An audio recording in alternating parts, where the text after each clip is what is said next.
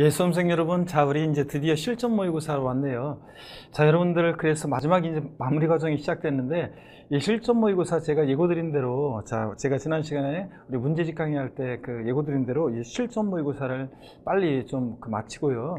그 다음에 이제 또 우리가 뭐 하냐면, 제가 그 베스트 오브 베스트라고 해서 핵심 그 이론 마무리가 있어요. 그것을 제 강의를 들었던 분들은 꼭 그것을 마무리 저랑 같이 하는 게 좋거든요. 그래서 그걸 마무리하고, 자, 이제 시험장 가셔야 되겠습니다. 그래서 제가 그 서비스로 그것을 올려드리는데 그게 한 실전 마무리 끝나고 이제 하는 핵심 그 세법 마무리 그 베스트 오브 베스트라고 제가 이름 붙인 건데 이게 이제 그 페이지가 제가 그 편집한 거로는 한 39페이지 이렇게 돼요. 글자 크기 좀 이렇게 크게 해서 39페이지 이렇게 되거든요. 그래서 그거는 여러분들이 저랑 같이 배웠던 분들은, 제 강의를 들었던 분들은 이제 그 핵심 말 그대로 이제 이론이 마무리되어 있어요. 뭐 예를 들면 세율 종합 그래가지고 취득세부터 양도소득세까지 세율도 이렇게 종합적으로 되어 있는데, 뭐 취득세 세율 이렇게 뭐 우리가 흔히 기본서에 나와 있는 요약집에 나와 있는 표처럼 이렇게 쭉 되어 있는 게 아니라, 취득세 표준세율 그러면 그냥 상삼팔, 무동이 816, U12, 18, 030 이렇게만 돼 있어요. 자, 그리고 이제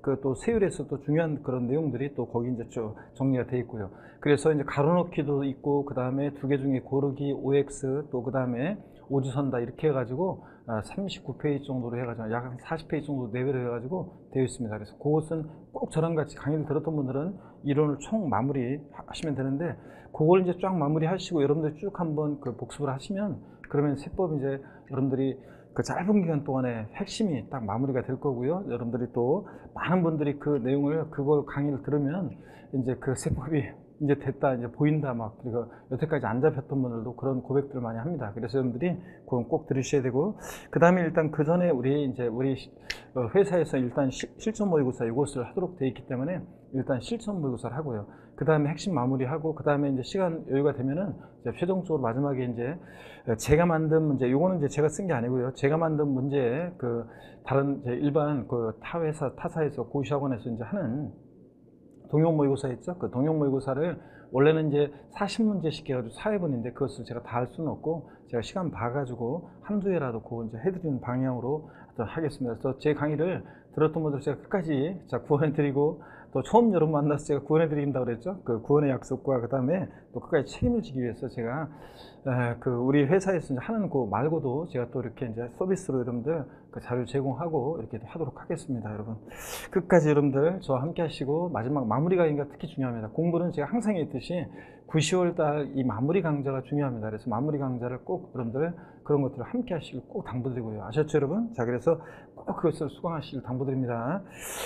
자, 그 다음에 일단은 그 우리 실전 모의고사 있죠? 장판지 여러분들. 그래서 2019년 공인단기 공인중개사 실전 모의고사 2차 요거 장판지 여러분들이 요거죠? 장판지를 여러분들이 요거를 보셔야 됩니다. 자, 보시면 페이지 139페이지로 되어 있어요. 장판지 모의고사 우리 실전 모의고사 139페이지, 자, 1회부터 제가 해설을 드리도록 하겠습니다. 1회입니다. 보시면 25번 문제, 부동산 세법 25번 문제부터 시작되죠. 자, 그래서 우리가 이제 여러분, 요 모의고사 문제 풀 때, 장판 풀 때도 항상 여러분들 당부드릴 것은 한 가지, 본격적으로 소설이 긴데 첫 시간이라요. 여러분들 꼭 요것을 푸실 때도 여러분, 요것을 어떻게 하시냐면, 시간을 엄수하면서 풀으셔야 돼요. 가급적이면 세법만 푸시지 말고 공시법하고 세법하고 같이 이렇게 푸시면 좋습니다. 그래서 같이 푸시는데, 여러분들 같이 푸시는데 40문제를 갖다가 꼭 시간을 엄수해서 여러분들 푸셔야 돼요. 그래서 시간 딱 준비해서 여러분들이 그냥 몇 문제 풀다가 지금 잠깐 나갔다가 무슨 뭐 전화 받고 오시거나, 아니면 뭐 차 한잔 마시고 오고, 이렇게 몇 문제 풀다가 또 뭐 볼일 보고 오고 이렇게 하시면 안 되죠, 여러분들. 그래서 40문제를 꼭 시간 엄수해가지고 조용한 곳이든, 아니면 뭐 조용한 곳이 아니어도 어떻게 방해받지 않고 내리 40문제를 풀어낼 수 있는 그런 곳에서 딱 여러분들이 준비하셔가지고 스타트 딱 시간 재가지고 40분 동안, 거의 40분 동안 문제를 푸시고, 그 다음에 마킹까지 꼭, 여기 이제 뒤에 보면 마킹 하는 것도 있잖아요. 그 마킹 연습을 꼭 하셔야 됩니다. 특히 인강수강생분들이 많이 보면 나중에 인강수강생분들 합격자 모임이라든가 우리 이제 카페 모임에서 이렇게 보시면 이거 마킹을 안 해버릇해가지고, 시간 안배를 안 해버릇해가지고, 그러니까 시간 안배 안 하고 문제를 계속 풀던 그런 것 때문에 막상 이제 실전 가서 시간 안배를 하는 연습을 안 했기 때문에 막상 실전 가서 문제 풀다 보면 정신없이 문제만 막 풀다 보면 시간 한 배가 안 돼가지고 그래서 그런 경우가 많은데, 낭패를 보는 경우가 많은데, 특히 우리가 2차 과목에서 1교시는 수강생들이 시간 한 배에 실패하는 경우가 많지 않은데, 오히려요, 공법하고 중개사법은. 근데 2교시에서 공시법하고 세법을 풀 때 보면 시간 한 배를 못 하셔가지고 낭패를 보는 분들이 많습니다. 그러니까 제가 항상 했듯이 지적 먼저 풀고 그 다음에 우리 세법을 풀고요. 그 다음에 이제 그 등기법을 풀으라고 제가 계속 말씀을 드리는데도 많은 분들이 그렇게 제 말대로 하시는 분들이 계시지만 또 어떤 분들은 그렇게 하지 않고, 물론 세법에서 딱 봤더니 계산 사례 문제가 이게 좀 복잡한 것 같다, 사례가 간단한 게 아니라, 그러면 이제 당연히 통과하시면 돼요. 근데 세법은 계산 문제 한 문제밖에 안 나오니까 그거 통과하시면 되고, 그 다음에 이제 지문이 긴 게 한 뭐 5문제 정도가 지문이 긴 게 최근에는 또 이렇게 있어요, 세법에서. 그런데 지문이 길다고 어려운 건 아니라는 거 항상 말씀드리고요. 자, 그렇지만 이제 나머지 한 10문제 정도, 11문제 정도는 지문이 짧아요. 그래서 대부분 보면 이제 10문제, 11문제는 지문이 길지 않고, 대부분 보면 이제 다 공부를 기본적으로 열심히 하신 분이면 손만 잡아주면 그냥 벌떡 내가 답이라고 벌떡 일어서는 그런 정도의 그런 문제들이, 최소한 그 10문제 지문 짧은 것 중에서도 특히 한 7, 8문제는 그런 것들이란 말이에요. 그래서 여러분들이 꼭 그런 문제를 놓치면 안 되겠죠.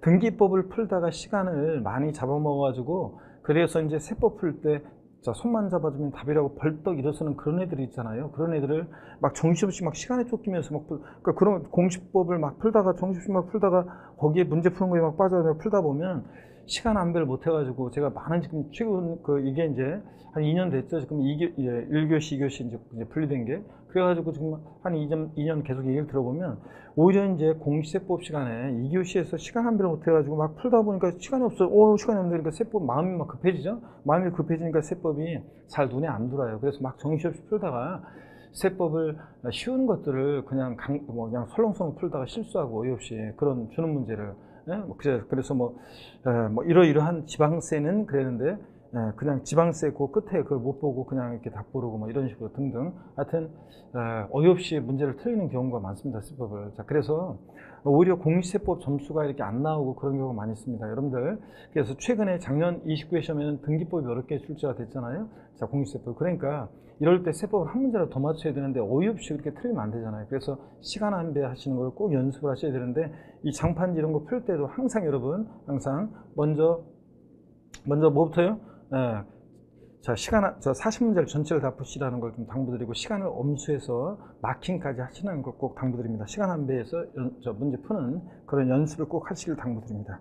자, 여러분 139페이지 25번, 자, 1회 문제, 자, 25번 문제부터 보겠습니다.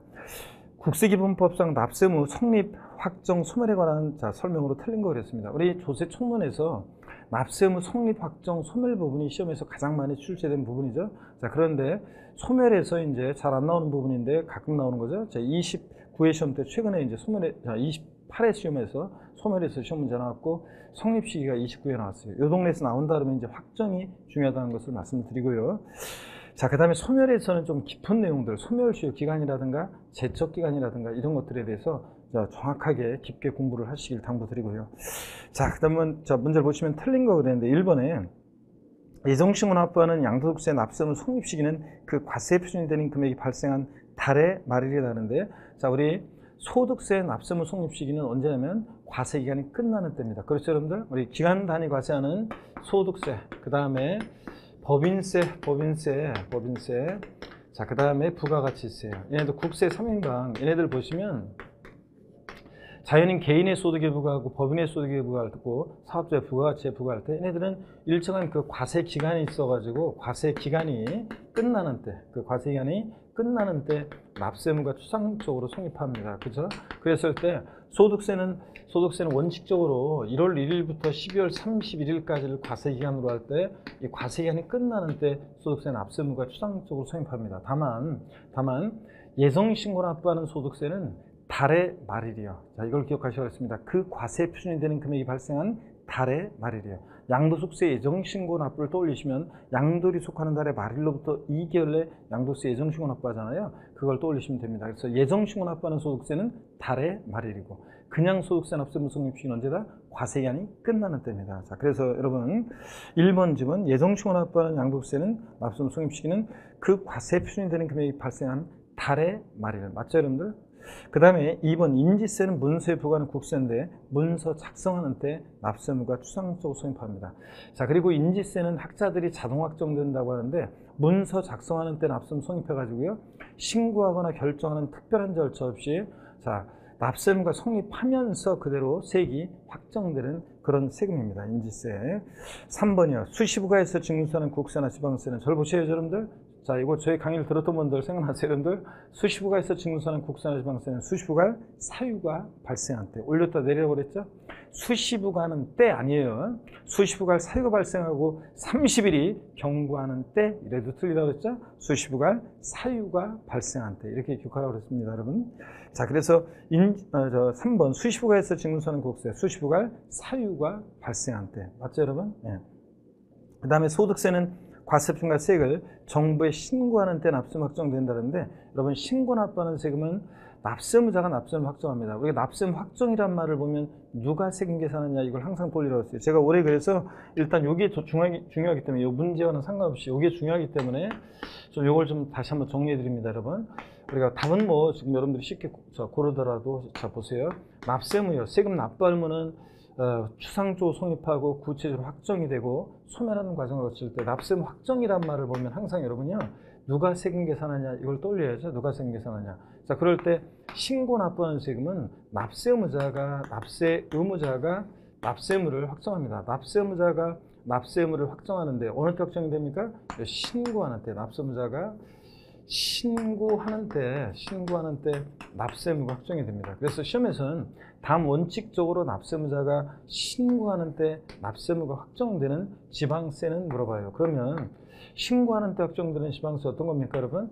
자, 신고 납부하는 지방세들이니까 어떤 거예요? 취득세. 자, 그 다음에 등록면허세, 취득세, 등록면허세. 또 그 다음에 어떤 게 있습니까, 여러분? 지자로 이름 시작한 애들 네 가지가 있었잖아요. 지역자원시설세, 특정자원분, 그 다음에 지방소득세, 지방소비세, 자, 그리고 지방교육세요. 지방교육세.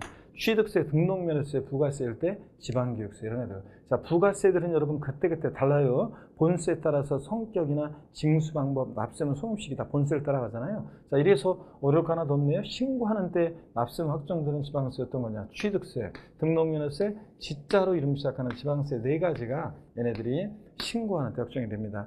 그 다음에 자, 신고하는 때 원칙 납세의무자가 과세표준과 세액을 과세관청에 신고하는 때 확정되는 국세가 있습니다. 어떤 게 있습니까, 여러분? 소득세요. 양도세 포함한 소득세, 법인세, 부가가치세 등등 웬만한 국세들은 신고 납부하죠. 그러니까 신고하는 때 확정되고요. 그 다음에 또 어떤 게 있습니까, 여러분? 종부세요. 종합부동산세가 신고 납부를 선택하면 어느 때요? 신고하는 때 납세의무가 확정될 수도 있고요.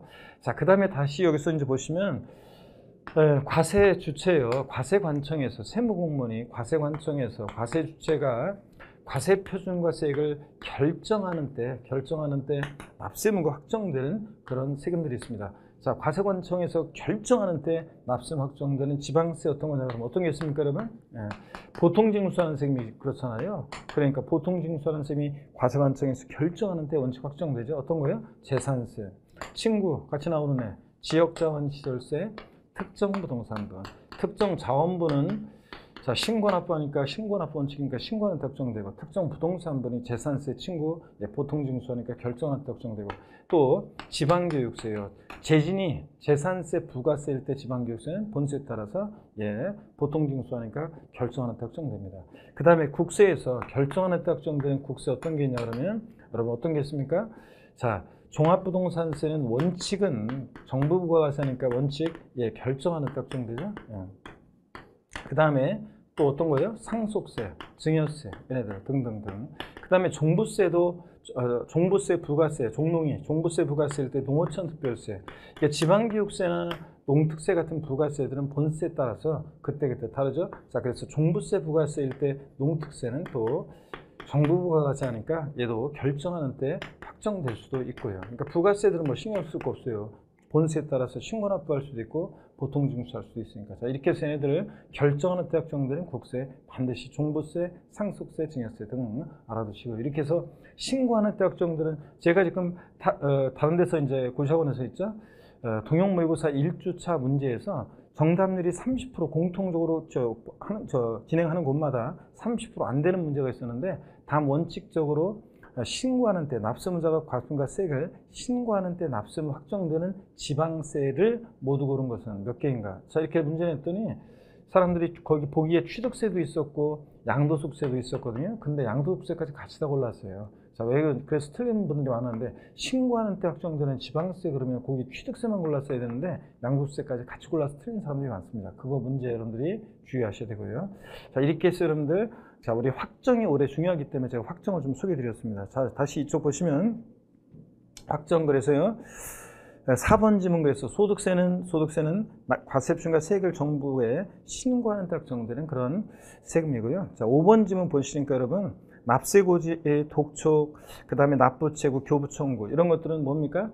자, 납세고지, 독촉, 납부채고, 교부청구, 이런 것들은 세금나라는 액션이 있을 때 소멸시효가 중단하는 사유죠. 소멸시효 중단 사유고요. 그 다음에 체납처분 유예기간, 그 다음에 연부연납기간, 또 사행위 취소의 소송을 제기해서 소송이 진행 중 기간, 채권자 대위 소송을 제기해서 소송이 진행 중 기간, 또 2019년에 추가된 게 이런 것도 있어요.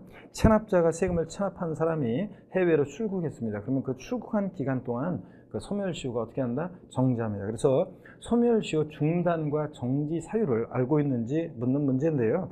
납세고지, 독촉, 납부채고, 교부청구, 네 가지, 또 한 가지 더 추가하면, 여기다 한 가지 더 추가하면 압류예요. 여기다 한 가지 더 추가하면 압류. 자, 이래서 이런 것들은 지금 소멸시효가 중단하는 사유입니다. 그래서 납세고지, 독촉, 납부채고, 교부청구 하나 더 추가하죠. 뭐 압류, 이런 것들은 세금나라는 액션이 있을 때 소멸시효는 중단합니다. 그래서 이거는 중단 사유고요.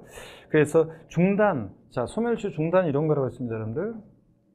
중단은 예를 들어서 3년의 시효가 진행되고 있었어요. 3년의 시효가 진행되고 있었는데, 예, 지금처럼 이렇게 중단 사유가 발생해요. 그래서 압류, 독촉, 납부채고, 교부청구, 납세고지 등 하여튼 중단 사유가 발생하면 시효는 처음부터 새로 진행한다고 그랬죠? 예, 시효는 처음부터 시효가 새로이 진행하는 것, 이게 특징이라고 했습니다. 새로이 진행한다. 그래서 시효가 새로 진행하니까 처음부터요.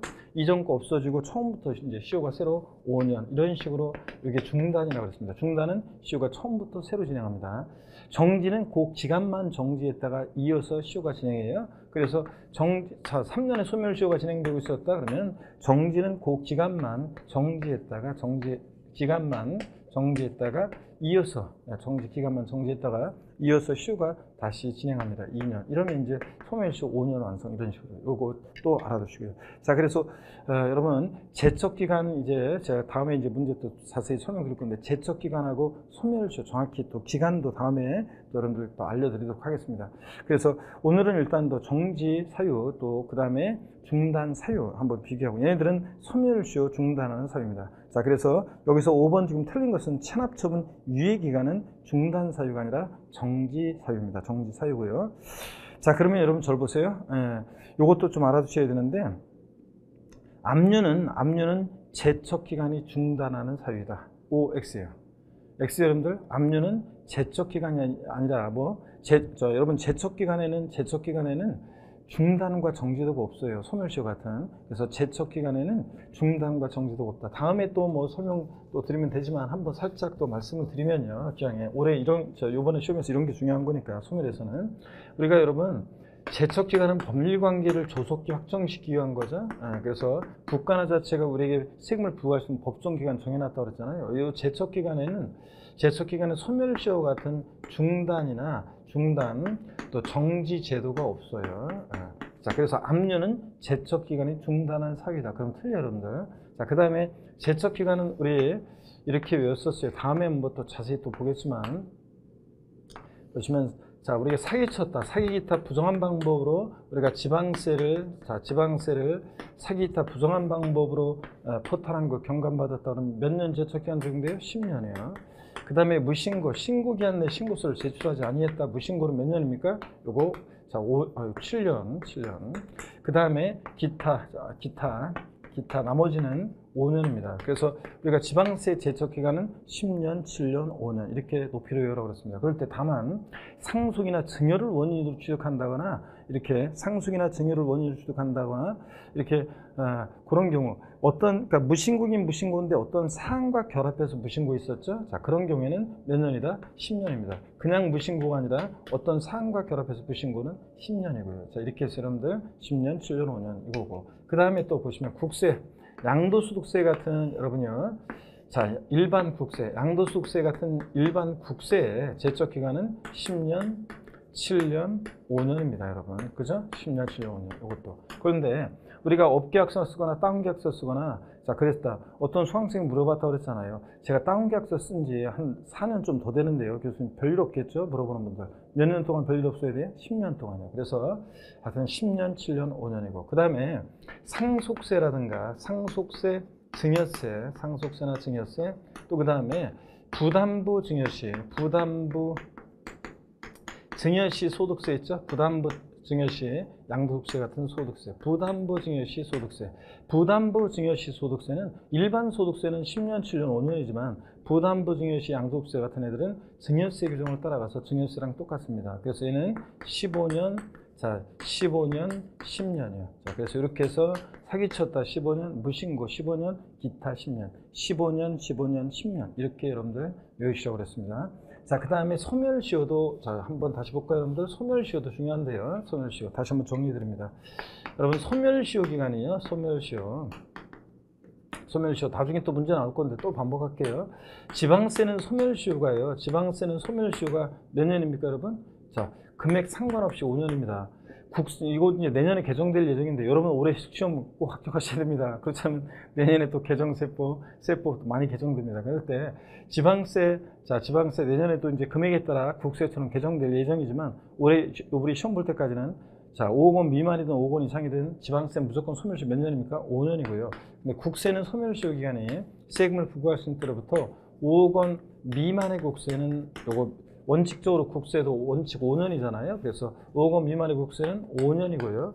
그 다음에 5억 원 이상의 5억 원부터 5억 원 이상의 국세는 10년의 소멸시효가 적용됩니다. 그래서 소멸시효도 여러분들 반드시 알아주고요. 지방세는 금액 상관없이 무조건 5년이라는 것도 주의하시고요. 자, 그러면 이렇게 해서 제가 이 문제를 통해서 성립확정 소멸에서 우리가 확정에 대한 얘기 중요해서 말씀드렸고 또 그 다음에 여기 제척 기간 또 그 다음에 소멸시효를 또 정리해 드렸습니다. 여러분 딱 이거 알고 계셔야 됩니다.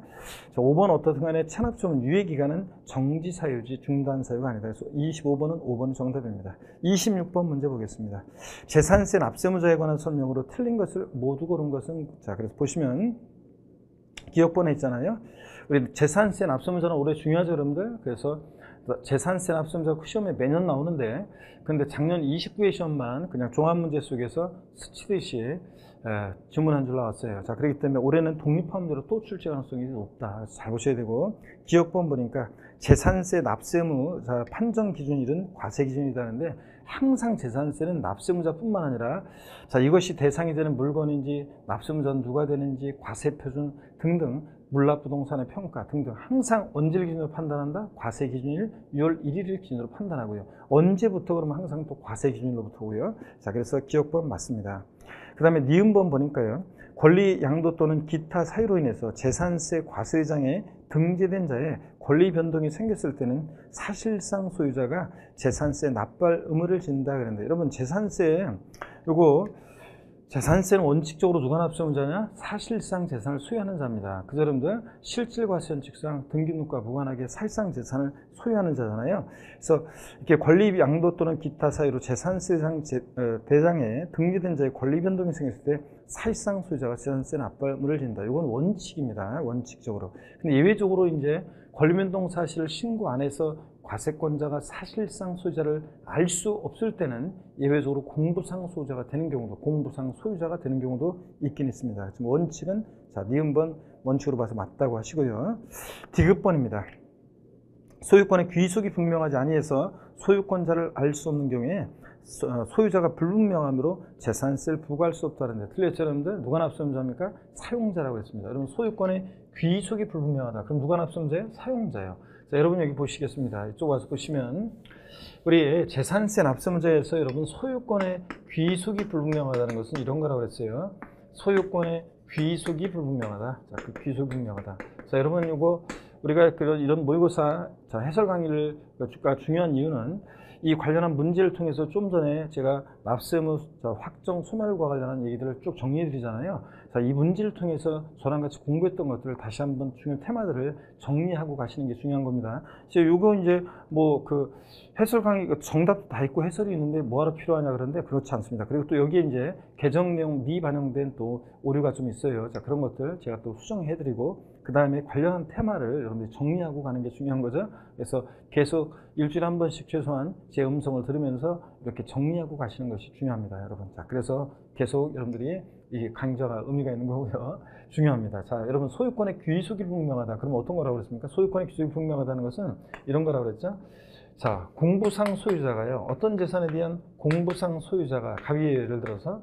근데 공부상 소유자가 을이라는 사람이 서로 지금 소유권을 놓고 소송 중입니다. 그러면 과세권자 입장에서는 얘가 승소할지 얘가 승소할지 알 수 없잖아요. 재판 끝날 때까지는. 그러니까 이 부동산에 대한 소유권의 귀속이 불분명해요. 그럴 때 누구를 납세음자할 것이냐. 또 그 다음에 소유권의 귀속이 불분명하다는 것은 공부상 소유자가 장기간 행방불명이에요. 자, 어디 간지 알 수 없어요. 자, 그럴 때 그러면 여러분 보세요. 자, 얘가 공부상 소유자가 장기간 행방불명이다. 또는 소송 중이다. 그러면 자, 그런데 이 재산을 현재 사실상 누가 소유하고 있는지라도 알면 되는데 자, 소유권의 귀속이 불분명해서 사실상 소유자를 알 수 없어요. 자, 그런 경우에는 어쩔 수 없잖아요. 자, 그럴 때는 이 부동산 현재 사용하고 있는 사용자를 납세음자로 합니다. 재산세는 수익세이기 때문에 현재 이 재산을 통해서 수익을 얻고 있는 사람에게 자, 재산세를 부과합니다. 사용자가 납세음자가 되는 건 딱 하나예요. 소유권의 귀속이 불명하여 사실상 소유자를 알 수 없어요. 누가 납세음자? 사용자. 이거 딱 하나 기억합니다. 그래서 비과세한다 틀렸습니다. 그 다음에 리을번 보시니까 국가지자체와 재산세 대상 물건을 연부로 매매계약 체결하고 엔드 그 재산의 사용권을 무상으로 부여받은 경우에 비과세 된다 그러는데 틀렸어요, 여러분들? 자, 이게 이제 공부상으로는 국가 등의 소유죠. 연보금 다 치르기 전까지는. 근데 실질적으로는 권리 변동이 됐다고 보는 거예요. 무상 사용권을 부여받았기 때문에. 그래서 사용권을 무상으로 받은 자를 납세무자로 합니다. 그래서 즉 사용권을 무상으로 받은 자 매수 계약자를 납세무자로 하는 거죠. 자, 그러면 이것을 또 다른 것과 한번 또 비교를 해드리겠습니다. 여러분 보시면요. 국가지자체, 지자체 조합과요. 반드시 국가지자체, 지자체 조합과 연부 매매계약을 체결하고요. 그냥 매매계약이 아니라 연부 매매계약을 체결하고 무상사용권을 부여받았을 때 무상사용권을 부여받았다. 그럴 때는 누가 납세무자냐? 자, 그럴 때는 실질적으로 권리변동이 됐다고 봐서 누굴 납세무자로 합니까? 이때는 매수계약자를 납세무자로 합니다. 매수계약자. 자, 그런데 지금처럼 이제 국가 등의 소유물로 비과세한다 이렇게 바꿔요. 아니고 매수계약자가 납세무자가 됩니다. 근데 여러분 또 이거하고 비교할 게 있어요. 뭐냐면요. 무슨 법인과 만약에 연부매매계약 체결하고 무상사용권을 부여받았다. 그럴 때는 예규에서요.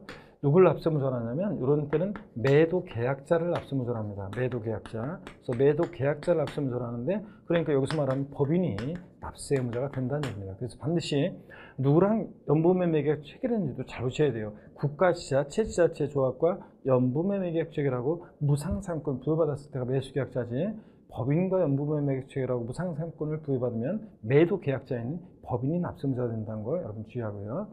자, 이렇게 해서 이것도 비교하시고 디귿번 그래서 틀렸고 리을번 틀렸고요. 미음번 봅니다. 신탁법에 따라 수탁자 명의로 등기 등록된 주택조합 이외의 신탁재산에 대해서는 위탁자가 재산세 납부할 의무를 진다는데 여러분 누가 납세무자입니까? 수탁자죠. 자, 요거는 뭐 25회 시험 때 이게 위탁자였다가 수탁자로 바뀌고 나서 25, 26 나왔고 또 그 다음에 또 작년 같은 경우도 29회 시험도 또 나왔었고요. 몇 번 나왔습니다. 그래서 신탁법에 의한 신탁재산 누가 납세무자냐? 수탁자. 이건 뭐 상식처럼 여러분이 상식처럼 알고 계셔야 되겠습니다. 수탁자고요. 그 다음에 비유법 보면 상속이 개시된 재산으로서 상속 등기 이행되지 않냐고 엔드 사실상 소유자 신고되지 않았어요. 그럴 때는 자 누가 납세무자냐? 주된 상속자. 이거 맞죠 여러분들? 자 보시면 상속이 개시된 재산인데 상속 등기가 안 됐다는 것은 과세권자 입장에서는 누가 상속받을지 포기할지 모른다는 거예요. 상속 등기는 상속인 전원에 대해서 전원 명의로 하는 건데 상속 등기 안 되면 누가 상속받을지 포기할지 몰라요. 누가 그 재산을 사실상 지금 소유하고 있는지라도 신고해줘야 되는데 그것도 안 했어요. 그러면 이분이 사망했다는 사실은 과세관청에서 알게 되죠. 사망신고에서. 그럼 돌아가신 분한테 재산세 내라고 할 수는 없고, 자, 그럼 어떻게 하느냐? 그냥 상속 순위를 보고 형식적으로 판단합니다. 그래서 주된 상속자를 납세의무자로 하는데, 주된 상속자 결정의 제1순위는 누굽니까? 민법상 상속지분이 가장 높은 자. 민법상 상속지분이 가장 높은 자. 자, 요거 누굽니까? 자녀들은 상속지분이 다 1이고 배우자는 여기다 5할을 가산해서 1.5니까 만약에 상속순위에 배우자하고 자녀가 있으면 누가 주된 상속자가 돼요? 배우자가 되는 거고, 만약에 그러면 자녀들만 있어요? 상속지분이 가장 높은 자가 2인 이상이다. 자, 그럴 때는 누굴 납세의무자로 합니까? 그럴 때는 연장자, 나이가 제일 많은 사람을 주된 상속자로 합니다. 자, 그래서 시험에서는 이거 상속인을 납세의무자로 한다. X입니다. 공동상속인 각자가 납세의무자다. 아닙니다. 상속받을지 누가 할지 모르기 때문에 상속인 아닙니다. 이걸 또 한번 정리해 드릴게요, 제가. 자, 여러분 이쪽 한번 봅니다. 그래서 이거를 상속 개시된 재산도 쭉 한번 제가 정리를 해 드리겠습니다. 자, 보시면 여러분요, 상속이 개시된 재산 한번 보겠습니다. 상속이 개시된 재산을 한번 정리해드리면 재산세 납세의무자가 누가 되는지 한번 볼게요. 먼저 지금처럼 상속등기 안 되고요. 상속등기가 안 되고, 자, 상속등기 안 되고, 네, 누가 상속받기 포기할지 모른다는 거죠. 자, 그리고 사실상 누가 소유자인지, 사실상 소유자가 누군지, 사실상 소유자 신고를 했어야 되는데 이것도 안 했어요. 그랬을 때는 그냥 형식적으로 판단합니다. 누굴 납세의무자로 한다고요? 주된 상속자. 주된 상속자 결정의 제1순위는 민법상 상속지분이 가장 높은 자고요. 근데 또 보세요. 이번에는 상속등기 안 됐는데요. 사실상 소유자 신고는 됐어요. 자, 그럼 누가 납세의무자가 됩니까? 네? 상속등기는 안 되는데 사실상 소유자 신고는 됐어요. 누가 납세의무자라고 했습니까? 이럴 때는 신고된 사실상 소유자가 납세의무자가 됩니다. 자, 그럼 이번에는요, 상속등기가 됐어요. 상속등기가 됐다 그러면 이제 그럴 상속등기가 되게 되면 그럴 때는 상속인이 납세의무자입니다. 상속인이. 자, 그런데 상속인이 여러 명이다 그러면 그 상속인이 여러 명일 때는 공동상속인이요. 상속인이 납세의무자가 됩니다. 자, 그래서 상속등기도 안 되고 사실상 소유자 신고도 안 됐을 때가 누구다? 주된 상속자입니다. 자, 상속등기 안 됐어도 사실상 소유자 신고가 됐다 그러면 신고된 사실상 소유자고요. 비교해서 여러분들 꼭 잘 정리를 해 두셔야 되겠습니다. 상속이 개시된 재산에 대한 재산세 납세 의무자 누가 되는지 자 봤습니다. 이렇게 정리해 주시고요. 자, 그럼 계속 이어서 보겠습니다. 자, 보시면 그래서 비읍번이 틀린 것은 뭐 디귿, 미을, 미음번 3번이 틀렸고요. 자, 그러면 3번이 정답이고 27번 문제 보겠습니다. 다음 설명 중 틀린 것은 그랬는데 1번 조세 징수권의 제척기간과 소멸시에는 중단과 정지 사유가 있다 그랬는데 제가 아까 말씀드렸죠? 제척기간에는 중단과 정지가 있다 없다? 없습니다. 법률관계를 조속히 확정시키기 위한 거기 때문에 제척기간에는 소멸시 같은 중단과 정지도가 없습니다. 자, 그래서 제척기간, 자, 이것 때문에 틀렸고요.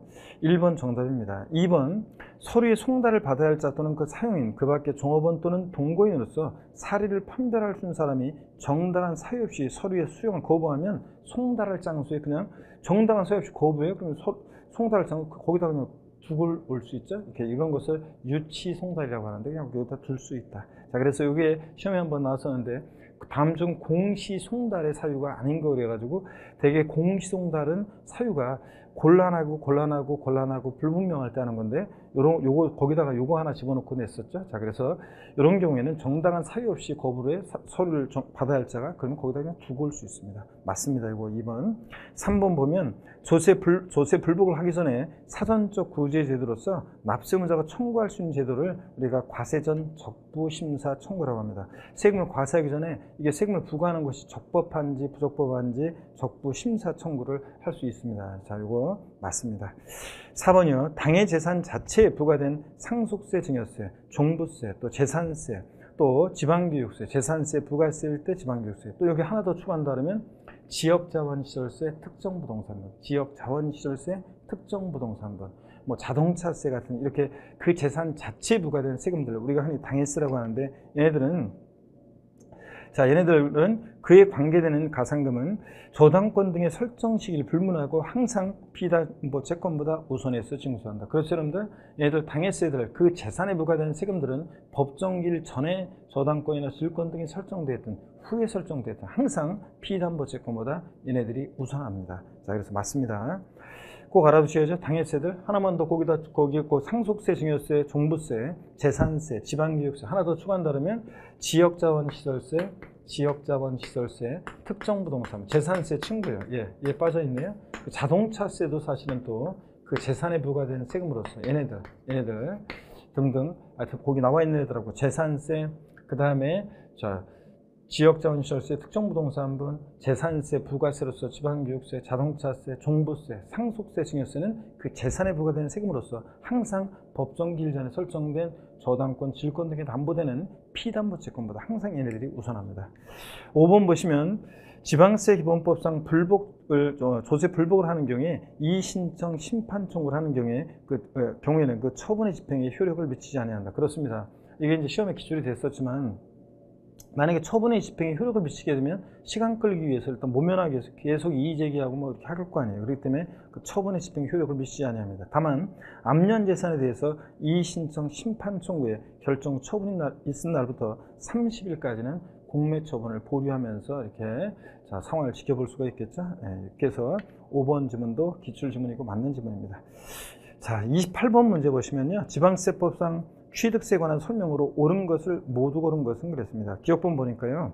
수용재결로 취득한 경우 등 과세 대상이 이미 존재하는 상태에서 취득하는 경우는 원시 취득으로 보지 아니한다. 자, 여러분, 취득세는 취득 그러면 원시 취득이든 승계 취득이든 무상이든 유상이든 불문한 일체 취득을 말합니다. 그래서 취득세는 원시 취득이든 승계 취득이든 무상이든 유상이든 불문하고 취득세가 부과됩니다. 그렇죠, 여러분들? 자, 그런데 다만 그렇게 그 원시 취득에서 수용재결로 취득하는 경우 등 대상이 이미 존재하는 상태에 취득하는 경우는 원시 취득으로 보지 않습니다.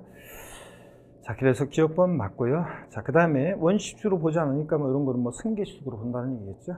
니은번 봅니다.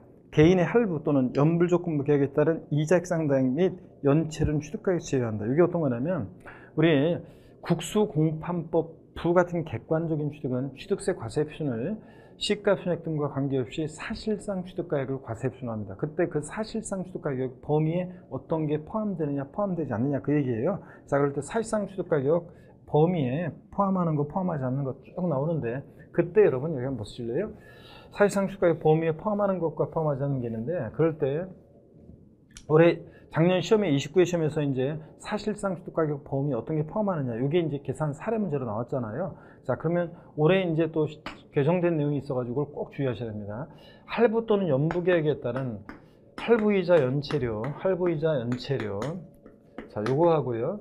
그 다음에 올해 2019년에 신설된 공인중개사에게 지급하는 중개보수 있잖아요. 얘네들 두 가지는 누가 취득하느냐에 따라서 취득가격의 범위에 포함되기도 하고 포함되지 않기도 하죠. 그래서 얘네들 꼭 알아주셔야 되는데 먼저 여러분 얘네들이요. 할부자 연체료 중개보수는 먼저 개인이 취득할 때 하고 이거 보세요. 개인이 법인이 취득할 때 누가 취득하는지 잘 보셔야 되는데 법인이 취득할 때 연체료 할부자는 취득가격에 이게 포함합니다. 자, 사실상 그 취득가격에 포함해요. 자, 포함하는데 근데 개인이요. 법인이 아닌 자 그러니까 법인이 아닌 자 개인이 취득할 때 연체료 할부자 또 중개보수 있죠. 얘네들은 취득가격에 포함하지 않습니다, 여러분. 자, 그래서 제가 이렇게라도 제 강의 들었던 분들 기억하라고 그랬죠. 법은 바른 거니까 O 포함하는데 이런 개 XX 이렇게라도 기억하라고 그랬잖아요. 개인이 취득할 때 연체료 할부자 또 중개사에게 지급하는 중개보수 이런 것들은 포함한다 안 한다는 거 꼭 알아두면 돼요. 그래서 누가 취득하느냐에 따라 달라져요. 여기서는 개인이 취득하는 거니까 개인이 할부 또는 연불조건부 계약에 따른 이자액 상당 연체료는 취득가격에서 어떻게 한다? 제외합니다. 맞고요. 니은번. 그 다음에 자, 디귿번을 보니까 취득세 부가세는 지방소득세와 지방교육세가 있다는데 틀렸죠, 여러분들? 자, 왜 틀렸습니까? 지방소득세. 지방소득세는 여러분 부가세에서 지방소득세를 부가세라고 하면 무조건 틀리다고 했습니다. 예, 지방소득세는 독립세지 부가세가 아닙니다. 소득세, 법인세, 납세무자가 지방소득세, 납세무자입니다. 소득세, 법인세, 법에서 계산한 그 소득을 과세 표준으로 해서 적용되는 소득세, 법인세 세율의 10분의 1 세율로 해서 지방소득세가 부과되는데, 다만 얘는 독립세지 부가세는 무조건 틀립니다. 취득세, 부가세목은 농특세하고 지방교육세입니다. 농특세, 지방교육세. 그래서 농어촌 특별세와 지방교육세가 있다, 이렇게 돼 있어야 됩니다. 자, 그래서 지방소득세 틀렸고요. 그 다음에 리을번 보면, 자, 도시 및 주거환경정비법상 주택 재건축 조합과 조합원 간의 부동산 취득에 대한 신탁은 취득세가, 자, 비과세가 적용된다는데, 자, 우리가 29회 시험에서도 요거 지문에 이제 나왔었는데, 신탁법에 의한 신탁재산 취득이요, 위탁자에서 수탁자로 이전할 때 수탁자의 취득 믿고 맡은 것뿐이니까 비과세. 형식적 취득이죠. 신탁계약 종료면 돌려줘야 되니까. 또 수탁자에서 위탁자로 이전할 때 이 위탁자의 취득이요, 신탁계약 종료로 인한 수탁자에서 위탁자로 이전할 때 위탁자의 취득 믿고 맡겨도 돌려받은 것뿐이고, 진짜 수탁자를 경질하죠. 수탁자 변경으로 인한 신수탁자의 취득죠. 얘도 믿고 맡겼다가 돌려줘야 되니까 취득세 과세되지 않습니다. 결론, 신탁법에 의한 신탁재산 취득은 비과세인데, 이렇게 주택조합과 조합원 간의 신탁재산 취득, 요건 과세한다고 그랬습니다. 자, 특히 우리 납세무자에서, 취득세 납세무자에서 주택조합이 조합원용으로 취득하는 조합주택용 부동산은 조합원이 납세무자가 되고, 자, 조합원에게 귀속되지 않는 비조합원용 부동산 취득은 조합이 납세무자가 된다. 이런 거 배웠죠? 자, 그래서 과세입니다. 이거는. 미음번 보시면 유상거래를 원인으로 취득 당시 가액이 10억 원인 주택을 취득하는 경우에 1,000분의 20의 세율이 적용된다는데, 여러분요, 우리 주택 유상거래로 매매, 교환, 공매, 경매로 주택을 취득했다면, 자, 취득가에 따라 달라지죠. 6억 원 이하는 6억까지는 몇 프로? 1%.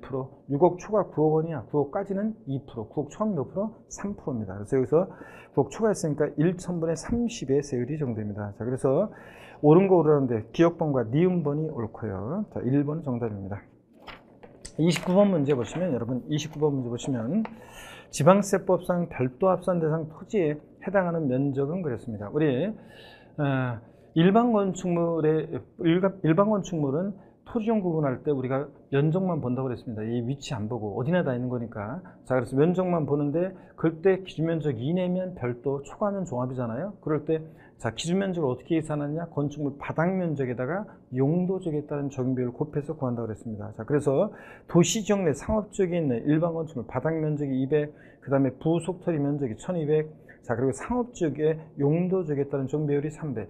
이게 시험에서 일반 건축물의 부속토지, 자, 별도, 그 다음에 종합, 면적 계산하라, 이런 계산 문제 나올 때 용도적에 따른 적용 비율이라는 것이, 여기에 이제 기본소득 표가 있잖아요. 근데 여기에 조건에 주어질 가능성이 높은데, 혹시 모르니까 상업지역의 용도적에 따른 적용 비율은 3배, 공업지역은 몇 배? 4배. 이 정도는 여러분이 좀 아시라고 그랬습니다. 자, 그랬을 때 여기 일단 바닥면적 200에다가 용도지역에 따른 적용 비율, 자, 3배, 2, 3은 6. 이게 기준면적 이내죠. 자, 그러니까 별도 합산 면적이고, 그러면 전체 1200에서 2, 3은 6, 600 면적을 빼니까 1200에서 600이요. 기준면적, 요 초과 면적이 종합이 될 테니까 1200에서 전체 면적에서 기준면적 이내 600을 빼니까 얼마? 600제곱미터가, 요게 이제 요게 종합합산 면적이 되고요. 자, 건축물 바닥 면적에다가 용도적에 따른 적용비를 곱한 2, 3은 6, 600제곱미터, 요게 이제 별도 합산 면적이 되는 거고요. 전체 1000에서 1200에서. 자, 이런 얘기입니다. 자, 그래서 1번이 정답입니다. 30번 문제 보시면요, 지방세법상 취득세 과세 대상에 해당하는 것은 모두 몇 개인가 그랬습니다. 저한테 배웠던 분들은 취득세 대상은 우리가 포항 영일만이 고향인 사람 스토리를 통해서 공부했었습니다. 그래서 여러분들 포항 영일만 고향인 사람 스토리를 통해서, 자, 서울에서 뭐 팔고 포항 영일만 들어갔습니까, 여러분? 토지, 건축물 팔고, 뭘 타고? 항공기 타고, 차량 타고 도착해서. 어부가 들기로 결심했죠? 선박 취득해서, 어업권 취득해서 고기 잡다가 못하겠죠? 그래서 강원랜드 가서 사업 구상했었잖아요. 거기 온 사람들 골프, 콘도, 종합제기시설, 승마, 요트형권 분양한 리조트사 건설하기 위해서 폐강사들이었죠? 광업권 취득해서 인목을 뭐로? 기계, 장비로 싹 밀고 건설을 한다 그랬습니다. 자, 그러면 기억본 보시면요, 20타석 이상의 골프연장. 자, 우리 취득세 대상에서 토지 건축물에서 건축물은 건축법상의 건축물, 건물뿐만 아니라 뭐도요? 골프연장 같은 이런 시설물도 포함되어 있다고 그랬습니다. 자, 그래서 레저시설 나왔다. 골프연장, 골프연장, 레저시설, 레저시설, 골프연장, 골프연장, 레저시설, 레저시설, 골프연장, 골프연장, 레저시설. 자, 이런 골프연장 같은 레저시설, 이런 시설물도 대상이 된다. 체육시설의 설치, 이용에 관한 법률에 따른 20타석 이상의 골프연장이라고 그랬죠. 그래서 기업번 대상이 되고, 니은번 기계장비 대상입니까? 대상이면 O 아니면 X예요. 기계장비, 자, 광업건축에서 임목을 기계 장비로 싹 밀고 건설하려고 하죠. 맞습니다. 그 다음에 디귿번 등기된 부동산 임차권. 여러분, 취득세는 반드시 사실상 소유권 취득해야죠. 소유권 이해 권리들. 우리가 흔히 양도소득세에서 부동산에 관한 권리라고 하는 것들, 지상권, 전세권, 등기된 부동산 임차권, 아파트 당첨권, 분양권, 조합원 입주권 같은 이런 것들은 취득세 대상이 아니라고 그랬습니다. 자, 그래서 등기가 됐든 안 됐든 부동산 임차권, 지상권, 전세권 등등등 소유권 이해 권리들, 아파트 당첨권, 분양권, 조합원 입주권 이런 것들은 대상이 아닙니다. 여러분, 거기다 쭉 정리해 놓으세요. 그 다음에 리을번 광업권과 어업권 대상이죠. 물론 이제 광업권, 어업권은 참고적으로 의미를 말씀드리면, 어업권, 광업권은 출원에 의해서 이것을 원시 취득할 때 있잖아요. 한번 보세요. 출원에 의해서 원시 취득할 때는 이것이 면제돼요. 어업권, 광업권은 어업권 취득해서 광업권 고기 잡잖아요. 그래서 어업권, 광업권은 대상인데, 다만 어업권, 광업권은 출원에 의해서, 좀 깊은 내용이지만 출원에 의한 원시 취득할 때는, 원시 취득은 취득세를 면제해요. 그래서 제가 예를 들 때 어업권, 광업권 취득세 면제고요. 그래서 어업권, 광업권은 제가 다른 사람으로부터 샀다는 표현을 쓰잖아요. 그래서 승계취득했을 때 이거 취득세 과세 대상이 되고요. 이렇게 해서 어떤 어업권, 광업권 대상입니다. 미음번 골프이용권, 콘도이용권. 자, 골프, 콘도, 종합주택시설, 승마, 요트이용권 대상이 되죠, 여러분들? 예. 그 다음에 비읍번 단독적인 영업권. 자, 이런 것들, 하여튼 영업권 뭐 이런 것들 대상이 아니죠. 양도소득세에서 부동산에 관한 권리라고 하는 것들 대상이 아니고, 또 양도소득세에서 얘는 기타 자산인데 당연히 대상이 아닙니다. 영업권은 아니고요. 그 다음에 무허건축물 당연히 대상이 되죠, 여러분들. 자, 그래서 무허건축물. 자, 취득세는 사실주의, 실질과세원칙이 적용되니까 등기, 등록, 허가 등과 무관하게 과세가 됩니다. 자, 그죠? 그래서 무허건축물 당연히 대상이 되고요. 그 다음에 분양권과 당첨권 아니라고 그랬습니다, 아까. 자, 그래서 양도소득세에서 우리가 부동산에 관한 권리라고 하는 것들 있잖아요. 이런 것들은 대상이 아닙니다, 여러분. 자, 그래서 이쪽 한번 보시면, 여러분, 무슨 얘기냐면, 우리가 취득세는 반드시 사실상 소유권을 취득해야지. 그래서 부동산 임차권, 임차권. 자, 이런 거. 특히 이제 등기된 부동산 임차권. 그 다음에 또 전세권, 또 그 다음에 지상권, 얘네들. 그 다음에 아파트 당첨권이나 분양권, 조합원 입주권 같은 이런 것들 있잖아요. 이런 것들은 자, 보시면 얘네들은 자, 취득세 대상 아닙니다. 취득세 과세 대상은 아닌데, 뭐예요, 얘네들? 양도소득세 대상은 될 수 있습니다. 취득세 대상은 아닌데 애들 양도소득세 대상은 될 수 있다. 그렇지만 취득세 대상은 아니라는 거 반드시 비교해서 정리해 둡니다. 자, 여기서 취득세 대상에 해당하는 것은 기역, 니은, 리을, 미음, 그 다음에 시옷. 그래서 5개가 되겠네요. 4번이 정답입니다. 31번 문제 보시면 지방세법상 취득세 과세 표준에 관한 설명으로 틀린 것은 그랬습니다. 자, 여러분 보시면 5번 지문을 먼저 볼게요. 자, 취득하는 물건의 판매를 위한 광고 선전비 등의 판매 비용과 그와 관련한 부대 비용은 취득가에 포함한다 그랬는데, 우리 사실상 취득가액을 취득세 과세 표현할 때, 자, 사실상 취득가액이라는 것은 취득하기 위해서 취득 시기 전에 거래 상대방이나 제3자에게 지급하였거나 지급할 일체 직접 간접 비용을 말하죠. 자, 그럴 때 거기 포함하는 비용과 포함하지 않는 게 있는데, 포함하지 않는 거에 자, 판매를 위한 광고 선전비 같은 거, 신문에 뭐 분양 광고 내고 벼룩시장 광고하고 이런 판매를 위한 광고 선전비 포함하지 않고, 전기가스, 열 등을 이용하는 자가 분담하는 비용 포함하지 않고, 지작물 보상금 같은 거, 뭐 취득물건과는 별개의 성격으로 지급하는 이런 것들 포함하지 않고, 그 다음에 부가가치세 포함하지 않고, 그 다음에 아까 저 설명드린 거 중개 보수라든가 할부자 연체료, 이거 개인이 취득할 때 연체료 할부자는 개 XX 포함하지 않고, 이런 것들 등등 쭉 있습니다. 또 나중에 이제 매매대금을 일시에 지급함에 따라 할인받는 경우에 할인액 할인 금액 포함하지 않고요. 자, 이런 것들 쭉 여러분들 또 정리를 해 두셔야 됩니다. 어쨌든 5번이 정답이고요. 자, 보시니까 1번 질문 봅니다. 취득세 과세 표시는 원칙적으로 취득자 신고에 의한 가액으로 한다. 그렇죠? 취득세 과세 표시는 원칙, 신고 납부하는 세금이니까 납세무자 결정합니다. 원칙, 신고하는 가액을 과세 표시하고, 예외적으로 지방세 과세, 시가 표준액을 과세 표시합니다. 납세무자 신고하지 않거나 신고하는 게 시가 표준액이 미달하게 신고되면 국수, 공판법, 부같은 객관적인 취득이요. 국가, 지자체, 지자체 조합으로부터 취득하거나 수입에 있어 취득하거나 공매, 경매 방법으로 취득하거나 판결문에서 취득가에 입증되거나, 물론 판결문에서 화해, 인락, 포기, 자백간주한 건 제외하고 법인장부로 입증되거나 부동산 거래 신고 등한 법률에서 신고 제출해서 검증받은 취득이에요. 이런 경우에는 자, 사실상 취득가액을 발표합니다.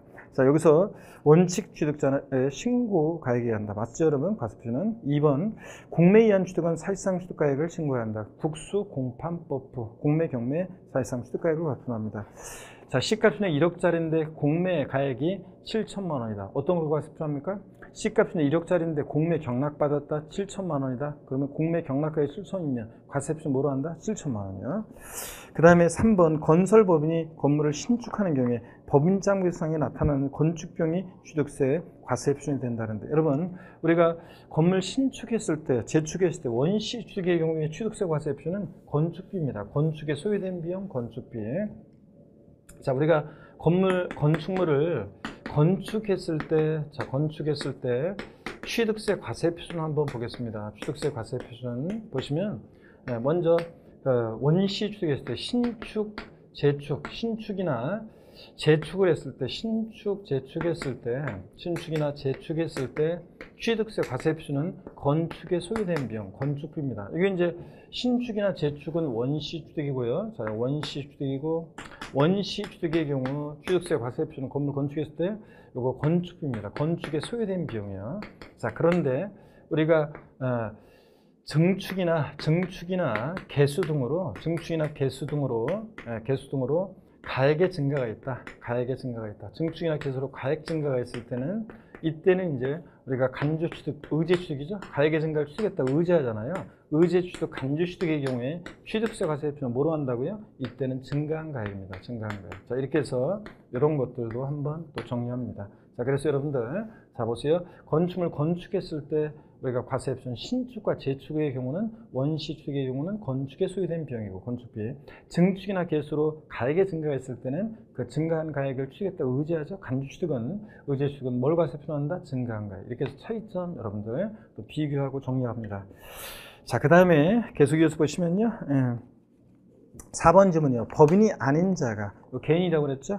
건축물을 건축하거나 대선하여 취득하는 경우로서, 자, 취득가액 중 얼마요? 100분의 90을 넘는 가격이 법인장부에 따라 입증되는 경우에 관련 법령에서 정한 취득가액을 과표한다. 그래서 개인이 건축물을 건축하거나 대선하여 취득하는 경우에 법인장부로 90% 넘게 취득가액이 입증되면 소득세법상의 계산서라든가, 또 그 다음에 부가치세법상의 세금계산서, 또는 법인장부로 물론 90% 넘게 증명되는 금액, 소득세법상의 계산서 등 증명되는 금액, 또 채권 매각자손 같은 이런 것들을 전부 다 합한 걸 과세 표준합니다. 그렇죠, 여러분들? 자, 법인장부로 몇 프로 넘게 입증될 때 90%, 이걸 자 80%로 바꿔서 시험에 나온 적도 있고요. 하여튼 5번이 틀렸습니다. 32번 문제부터는 지금 첫 1회라 지금 제가 자세히 이런 것들 테마별로 정리를 해드리려고 시간이 많이 가고 있는데, 일단 잠깐 쉬었다가요 32번 문제부터 자, 마무리 또 짓도록 하겠습니다. 그리고 2회로 넘어가서 계속 다음 시간에 또 설명을 드리겠습니다. 잠깐 여러분 쉬도록 합니다.